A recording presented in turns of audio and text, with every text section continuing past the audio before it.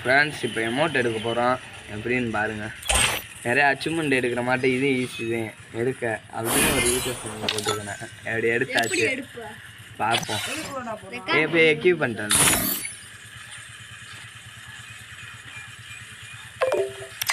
என்னடா ஒரு அமௌண்ட்டை எக்யூப் பண்ண விட மாட்டேங்க. எந்த அமௌண்ட்டுக்கு போவோம்? இந்த டிஜே அமௌண்ட்டை எக்யூப் பண்ணிட்டு இந்த இருக்காங்க ஓடு.